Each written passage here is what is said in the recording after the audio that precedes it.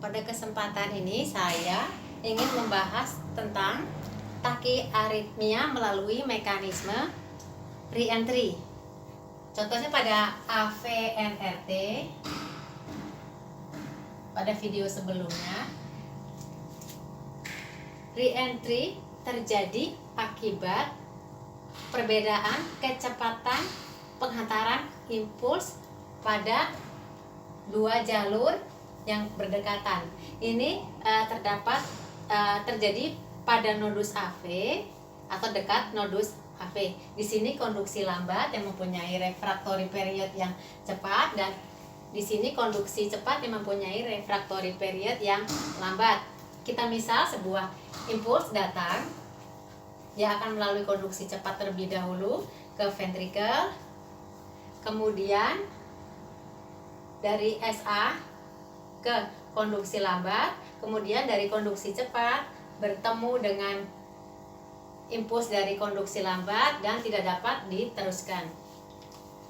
Selanjutnya, denyut prematur dari atrium akan datang melalui konduksi lambat karena refraktorinya lebih cepat,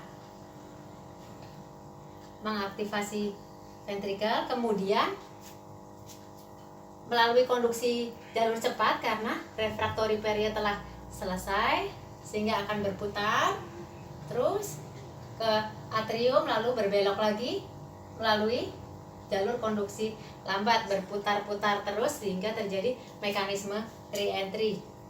Di sini konduksi lambat menghantarkan impuls secara anterograde.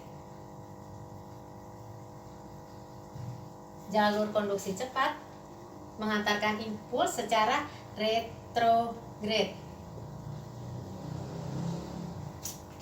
Pada kasus yang lebih kecil 5-10% terjadi sebaliknya, konduksi cepat menghantarkan impuls secara anterograde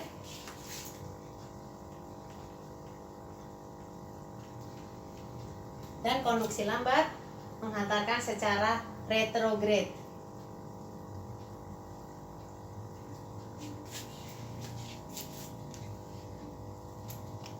Mekanisme re-entry dapat terjadi karena dipicu oleh faktor-faktor seperti stres, emosi, kafein, alkohol, dan banyak hal-hal lain lagi.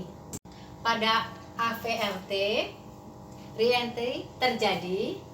Ini misalnya pada seseorang yang mempunyai berkas tambahan, saya tempatkan di sini, memanjang dari atrium, di sebelah kanan dari atrium ke ventricle. Denyut prematur dari atrium masuk ke nodus AV, lalu ke ventricle, lalu masuk ke berkas tambahan karena telah selesai masa refraktori, kemudian masuk lagi ke nodus AV, kemudian berputar lagi. Di sini nodus AV ke berkas HIS, ke ventricle, mengantarkan impuls secara anterograde.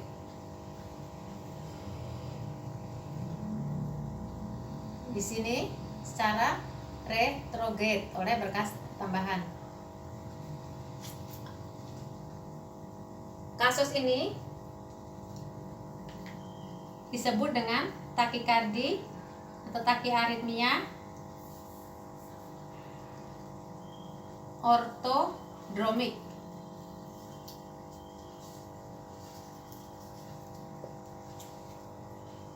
Sebaliknya, dengan arus yang kebalikan dari berkas tambahan yang berputar ke nodus AV, kemudian berputar lagi. Ini merupakan tachyarrhythmia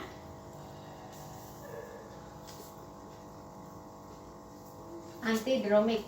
Ini merupakan kasus yang lebih kecil.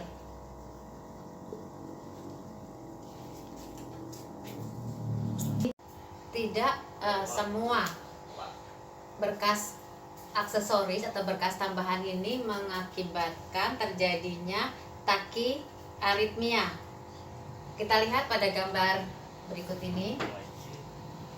Impuls dari nodus SA melalui nodus AV juga melalui berkas aksesori ini, kemudian bertemu pada ventrikel dan tidak dapat diteruskan, begitu seterusnya sehingga tidak menyebabkan tachyarrhythmia. Tachyarrhythmia pada berkas aksesori ini atau sirkus reentry ini dipicu oleh hal-hal seperti stres, emosi, kafein, alkohol, dan hal-hal lain sebagainya, sehingga menyebabkan terbentuknya ektopik fokus pada jalur abnormal tersebut, sehingga terjadi sirkuit reentry. Kita lihat pada grafik EKG-nya. Di sini terbentuk PR sempit, kemudian terbentuk gelombang delta karena berkas aksesori mengaktifasi ventrikel, kemudian diteruskan oleh impuls dari nodus AV sehingga terbentuk QRS kompleks yang sempit. Pada tachyarrhythmia ortodromik, kita lihat pada gambar sebelumnya.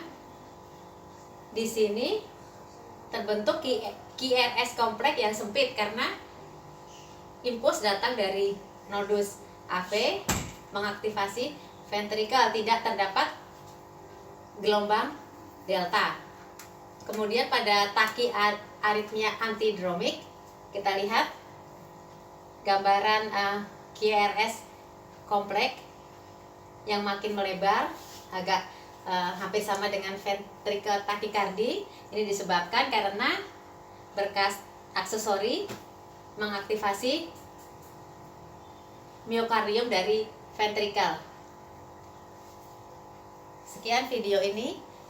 Terima kasih telah menonton.